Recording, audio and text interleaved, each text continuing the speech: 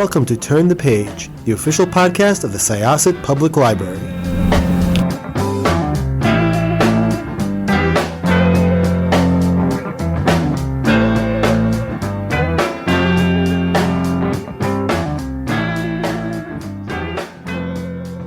Hello, everyone. Welcome back to Turn the Page.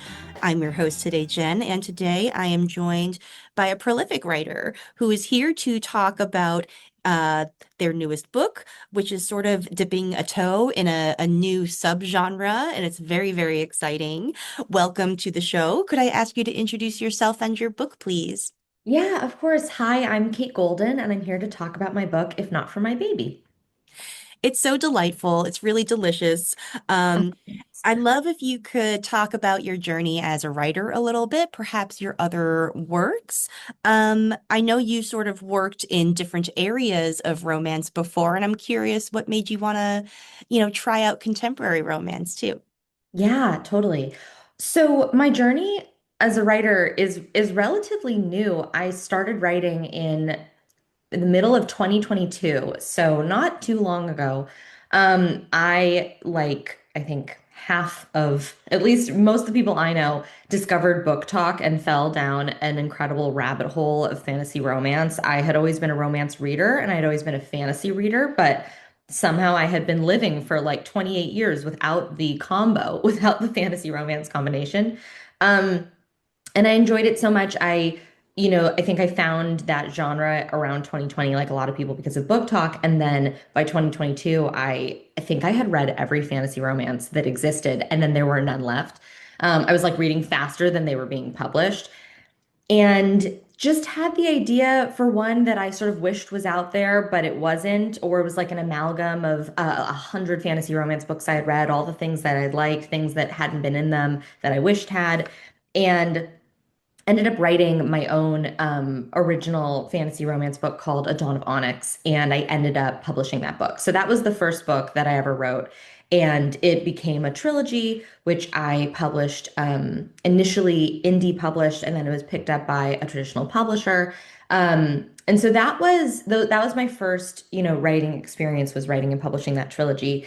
And when that was done, not to like open the curtain too much, but then, you sign a contract and you do your next thing. And my next thing was also going to be this big fantasy trilogy, which I think we will talk about more next year. But I had this you have a sort of window between these two contracts.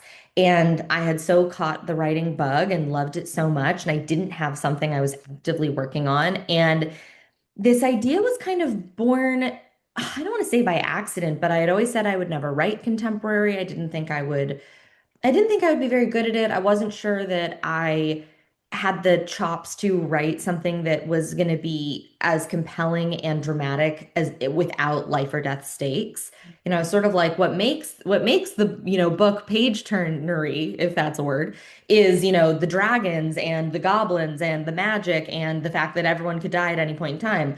And if I were to write a contemporary romance, how am I supposed to do that? But this idea was sort of born out of, you know, social media. Like I had some followers who we had all been talking like, oh, wouldn't this be a fun idea? And so I started this little broadcast channel and was, as I wrote it purely for fun, I was sharing little bits and pieces in this channel as I went along.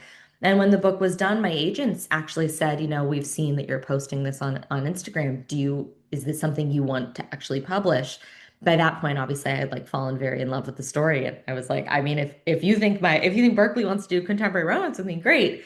And then, yeah, that's sort of how If Not For My Baby ended up being this sort of sandwich or like a palate cleanser between my two fantasy romance trilogies.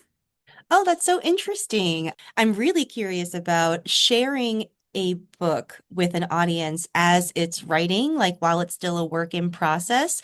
What is it like to sort of get feedback as the story is going on? That must be very different from, publishing a final product and getting all of your feedback when it's already a finished thing.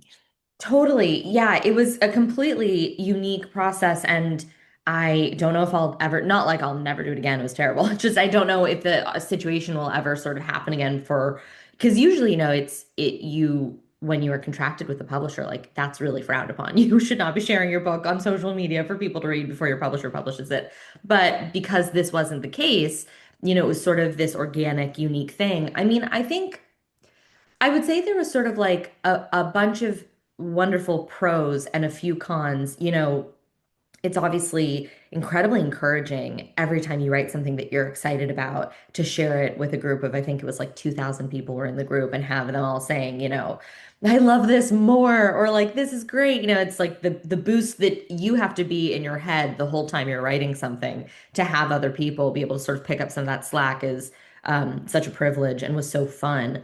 The negative is sometimes it can become a bit of an echo chamber. There were things where because I sort of when you write a book, you don't get to posit things to your readers. You don't get to say, well, here's the thing. You're about to read this chapter. You're not going to like the way it ends, but I promise you'll like the next one. Like you just have to hope that your readers are enjoying the book. So being able, I think, to contextualize things later when I was in the editing process and I didn't have the channel to share with anymore. I had to make edits and fix things that, before I realized only worked because I was getting to say, or maybe it was because I got to explain things, and then readers, my editor would be like, well, this doesn't make any sense. I'm like, well, if you've been in the broadcast channel, you would have understood because I explained what was happening or whatever. So there was a little bit of that, that doesn't quite mimic perfectly the reading experience. And then also, it's like fan service. You start to think, well, I want to give these people exactly what they want. So if they are asking for this, I'm going to write this into the next chapter. That obviously very much affects the writing of the book. I think the final version that you read is probably quite different than some of the things that were in the channel because a lot of that is like, well, they wanted this, so I'll write this for them. But I will say that in general, it was a great writing exercise and it really worked like my creativity and it felt like one long, fun, creative writing prompt that then I turned into a book, if that makes any sense. Oh, it absolutely does. And that's so fascinating. And I imagine that, like, if those same readers who were following your journey were to now read your final product, they would even get something new out of it. And that's a very, Yeah.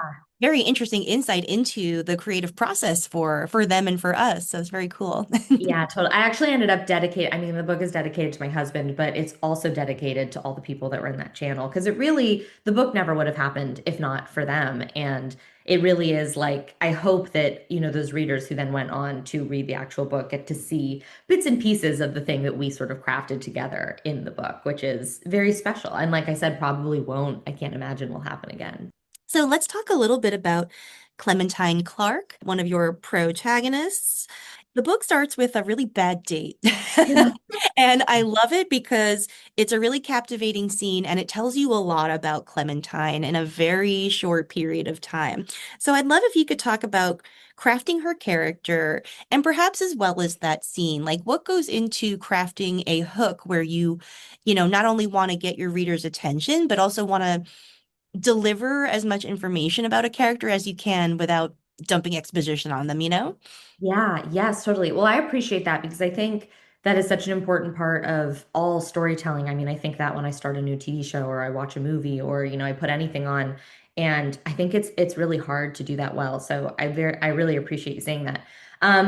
Okay, a little about Clementine. Well, Clementine is she's a waitress in a small town. She had dreams for her life that haven't come to fruition. And to be honest, she hasn't really pursued her own fault, and she knows that. But, she has stayed back. She didn't go to college. She didn't pursue, the dream of being on Broadway that she always wanted because she is taking care of her mom who has a chronic illness. And her mom is also her best friend. Her mom had her at 16, raised her. She was a single mom. So the two of them were incredibly close. And I think, Clementine feels like these decisions were the right decisions. She's not, when we meet her, she at least has convinced herself that she has no resentment and no anger and she doesn't want for anything more. And she certainly is not interested in romantic love because, like a lot of things, trying for something and failing means pain. And she's pretty much crafted a life where she can avoid pain at all costs. And she's watched her mom suffer, that heartbreak, a million little heartbreaks over her life as her mom dated a lot of guys that weren't great, kind of all circling the one big heartbreak, which is Clementine's father, who left her mom when she got pregnant. And I think Clementine's experience has been that wound, that core wound has sort of hurt her mom her entire life, Clementine's entire life, everything she's seen. And she has no interest in repeating, the past. And I felt like, that's pretty heavy. It's also not, the usual start to a contemporary romance. If we were to open a scene and learn all of that, it might feel like this book is kind of a bummer, or at least, this character is a little dark. She is not.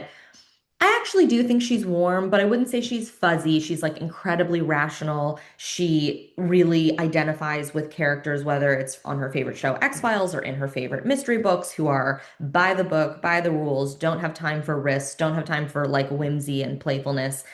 And I wanted to try to tell people all those things in a fun rom-com setting so that readers also there's like this rule in comedy, I think more so in movies, but I'm going to use it. I'm going to steal it and apply it to this. That like if you're making a comedy movie, like you need a joke in the first like 6 minutes of the movie because you need people to know this is a comedy and then they feel like they can laugh. If you like muddy the water in the beginning, it doesn't really matter if the whole rest of the movie is funny. People kind of feel like, am I laughing at someone's pain? Like, is this a drama? And I have the wrong reaction. So people kind of need to know what you need to set the expectations for the audience.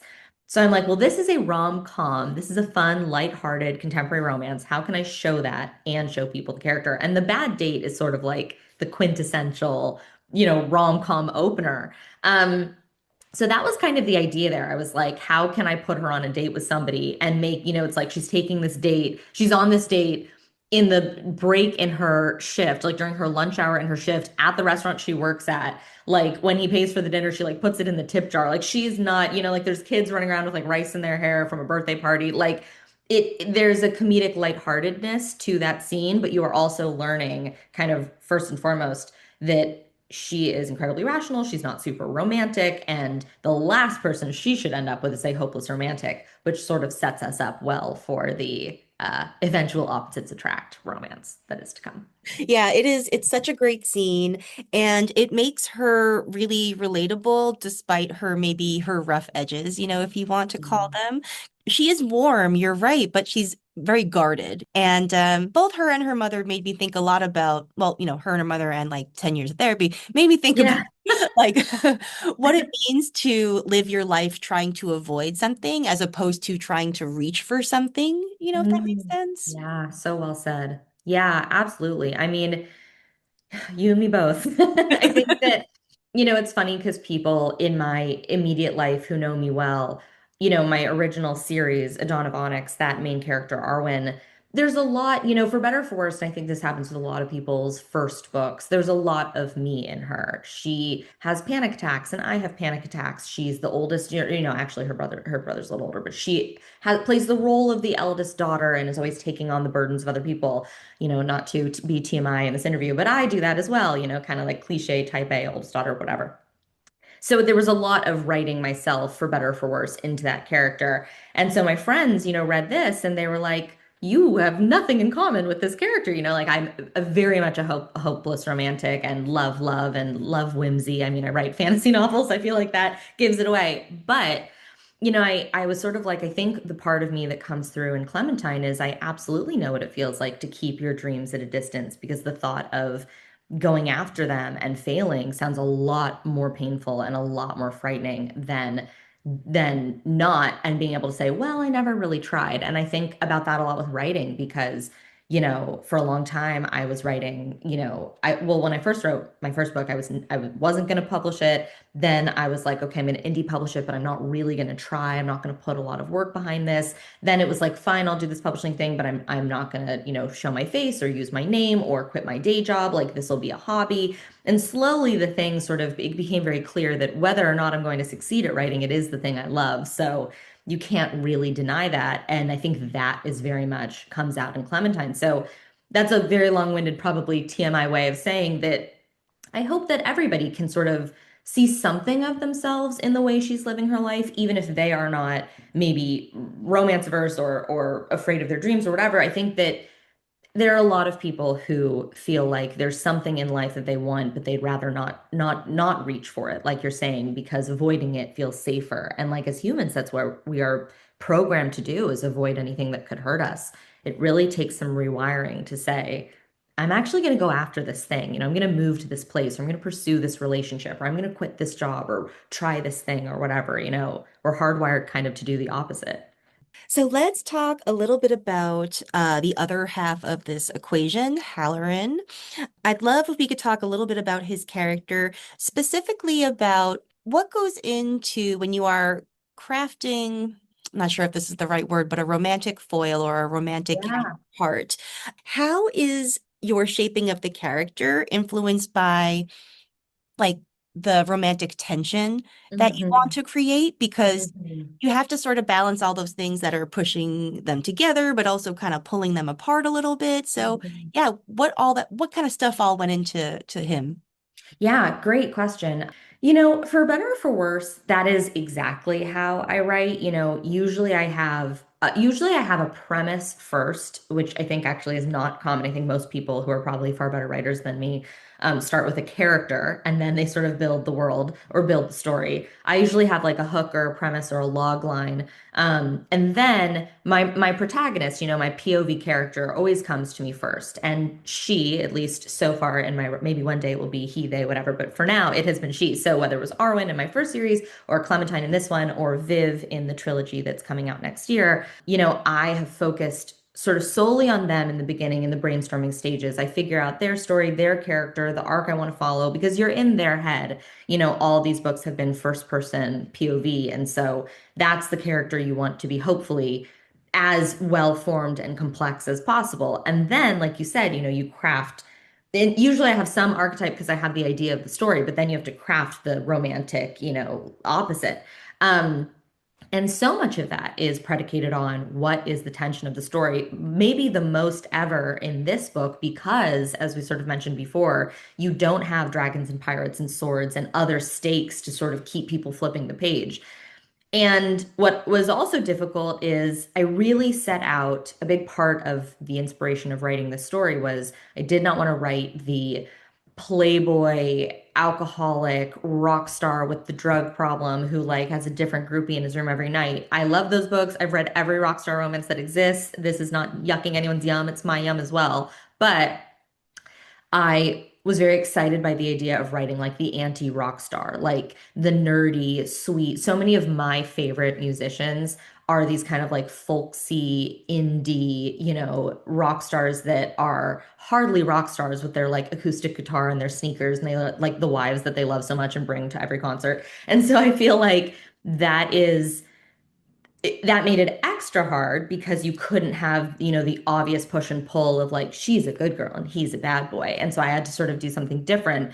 So much of crafting Halloran was somebody who is the opposite, has the opposite fears that Clementine does. And what I ended up sort of finding was this man who is a total hopeless romantic and loves love and believes in love and feels that romantic love, despite the pain, sometimes because of the pain, is one of the greatest experiences that humans can have. It's why it's the center of, frankly, all the romance books that we read and love, and all the greatest love songs and Shakespeare and great tragedies and Nora Ephron and Nancy Myers. Like, there's a reason why, without being really cliche, love makes the world and most creative stories go round. He's not terrified by any means of that. However, he has hangups about the music industry and the passion that he once had for writing music has kind of dwindled by pursuing it.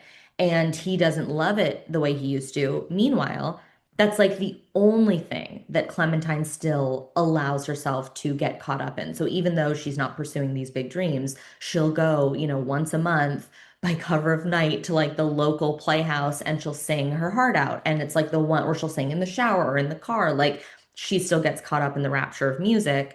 And he has kind of lost that. So there is sort of like a opposites attract, like puzzle pieces that fit each other thing that helped me craft him for sure. Nice. Yeah, that is actually a very nice segue into my last question about this book, which is, there is some spice in this book for sure, but I think there's a lot of sizzle also in when they are either talking about music or performing music. Like so much progress in their relationship also happens in those scenes. So I'd love if you could talk about writing about music. There's a great quote from, I cannot remember whose name it is, but somebody once said that writing about music is like dancing about architecture. And That's incredible. Oh my God, I wish I had had that quote in my head for the last like couple months that I've been talking about this book. That's so true. And so, what for you? What went into writing about music and using those scenes centered on music to tell you more about the characters and their developing relationship? Great. These have all been such wonderful, thoughtful questions. Well, the I agree that quote is true. I found it initially very difficult to articulate and really hard to describe. So much of what I wanted to write into this book was like, this is my love letter to music. I love music. I feel like music has been an enormous force in my life, not just creatively, but just as a human person. And I was like, oh, I'm going to bottle that feeling and put it in a book somehow. And that was extraordinarily difficult for exactly the reason that you said. It's just very hard to put into words, especially because it's different for everybody. A song that hits me like a thunderbolt, you might be like, meh, whatever. And that's sort of the beauty of music. But then it's really hard to sort of describe what you're feeling or make your reader feel what I was feeling when I wrote it. I found that I got a lot of great inspiration and learned a lot from reading reviews and pieces by music journalists about some of my favorite artists. So like I went and probably read every single like Apple and Rolling Stones review on all my favorite albums of the past like 20 years. There was a lot of time spent doing that and like really was careful to look at one thing I noticed is like they really tried to describe the experience more than what the music sounded like. Rarely were they saying, it's like then the harp comes in and that really swells with the drums and it's just incredible. I don't know what song has harps and drums, but I'm just, whatever it is. It was more so like when the chorus hits, someone wrote about an Arcade Fire song that I love, like it felt like waking up from anesthesia. And I was like, oh my God, like that, what a great way to describe, these music journalists really know how to talk about music. And so obviously it's what they do. So that was really helpful, trying to describe here's what it feels like to hear this song, here's what it feels like to be in this arena. And then to use that, like you said, to sort of push the relationship forward that was actually, I feel like, easier once I felt like I had a handle on the language of talking about music. I also read a lot of great books that do this really well, like Daisy Jones and the Six is like a great example of capturing what the music sounds like, without actually ever telling you, like it's got this metric, rhythm or whatever. Once I had that, the great thing is like a great song builds like a love story. It's like the tension and the drive and you as an audience member listening, you know what you're waiting to happen. You're waiting for the build and then it hits and like you feel it everywhere. I mean, it's fantastic. And I think very much like, a great chorus can feel like that kiss moment in the rain or whatever. So I tried to just sort of infuse those two things together. I would write about the song building as I was writing about them looking at each other across the stage right after a big scene had happened that had somehow pushed them further apart. They would sing close, the song would build. I mean, it's sort of like it wrote itself at a certain point, which I was very relieved about because in the beginning it did not. And I was like, oh my God, I am screwed. They function as love scenes in some respects too. Yeah, yeah. They're like very intimate, even though some of them are happening in, fronts of a lot of people. Yeah, no, totally. It's actually, I mean, it's very interesting. Like, I actually found that writing action sequences in my fantasy books as well. I think in most things, like the tides, like breathing, like what you find in nature, there's a push and pull to most things in our life. So, like a great action sequence, if you're watching it in a TV show or, reading it in a book, is, tension, tension, build, miss, hit, jump, and it feels in some ways like a love scene. I mean, I think learning to write a great sword play action scene and learning to write a great spicy scene were a lot of the same skills. It's like and learning to write a music scene. It's the same thing. It was like you don't want to describe every single thing that's happening. You just want to describe how it's feeling and give hints and bits here of what's going on. And you want the audience to know what they're waiting for. What's the thing they're waiting to happen so they know why they're on the edge of the seat. And then the rest is kind of, it becomes a lot easier at that point. So yeah, it was an interesting skill. I'm like, wow, I don't know if I'll ever write about music again. So I don't know if I'll get to use it again, but it applies to other things too. Yeah, that is such a fascinating insight into your process. And oh my gosh, like this book is just so delightful. And I'm so Oh, grateful thank that you. you came to talk about it with us. Thank you. Yeah, of course. It was so much fun. Thank you so much for having me on. Oh, you're so welcome. So we've already hinted that you're going to be back next year to talk about, I guess, the other slice of bread in your Yeah, romantic totally. sandwich. Um, can you give us a little hint of that, what we can expect to hear next year? Yes. Okay. Well, I have announced quite a bit about it on my Instagram. So if anybody who's listening wants to know more, you can follow me at Kate Golden Author. You don't have to follow me. You can just find all of this on the Instagram. But the book is called Half City. That's the name of the first book in the trilogy. And the very short log line is it's essentially like Buffy the Vampire Slayer meets Fourth Wing. So if those are things that you're into, it follows a young girl who is a demon slayer, demon vampire, werewolf, anything that goes bump in the night, she comes for it. But she's been alone her whole life. She thinks she's the only one, and then she's found and recruited and sent to a college hidden in the middle of the city that she lives in, that trains hunters just like her. And of course, very much like the Buffy Angel dynamic, there's a reformed but very, very brooding and self-loathing demon that she cannot stand who works at the school. So you've got like the instructor college student dynamic, which is very kind of like Zayd and Violet and Fourth Wing, and you have the Buffy Angel of it all, and you have, the combat college and the urban metropolis and all of the fun. I'm a huge Buffy fan, so I was like, okay, you got to have the friend group. That's what I love about Buffy. You got to have all the weird, cool creatures and demons and the lore. So I'm very, very excited about this book. It comes out February 17th. It's like available for pre-order now. What's really exciting is the book is getting a deluxe edition. So the first print, so anything that's pre-ordered now or like bought in those first few weeks, is going to have these like beautiful sprayed edges, art on the inside and the back of the cover, really cool detailing, like foiling and effects on the cover. It's very beautiful. I'm very excited about that. So yeah, that comes out the 17th. And then I'm definitely not supposed to like announce this, so I will be vague, but it is not going to be a very long wait for the rest of the series. I'll just say that because I hate when someone's like, it's a trilogy, here's the first one. And I'm like, oh my God, I won't read the third for 3 years. That is not the case. It will not be that long of a wait. I can't announce the dates for the others, but I promise it won't be too long. Oh, that is so exciting. Well, I cannot wait to read that. And it was such a pleasure to read this one and chat with you. Thank you again. Ew. Oh my gosh, thanks, Romy. I can't wait to talk with you again. Thank you, thank you. Oh, it's going to be great. Listeners, in the meantime, please check out If Not For My Baby, and then be sure to tune in February when we are back to talk about Half City. It's going to be great. You can pick it up at your favorite bookstore, library, website. Do you have a favorite bookstore you like to send folks to?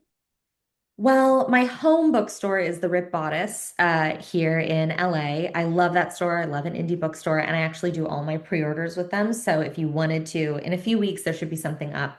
I'll be doing signed pre-orders that come with like a little piece of art through the Rip Bodice. Oh, that's amazing. We have a ripped bodice in Brooklyn here too, and it is Oh yeah. one of the most gorgeous bookstores I've ever seen in my life. So, It's incredible. Both of them are so stunning. No, it's like stepping inside of a romance novel. It's pretty incredible. all right. Well, I always like to encourage bookstore tourism too. So this is great. Oh Thank you. yes. Oh yes, agreed. Of course.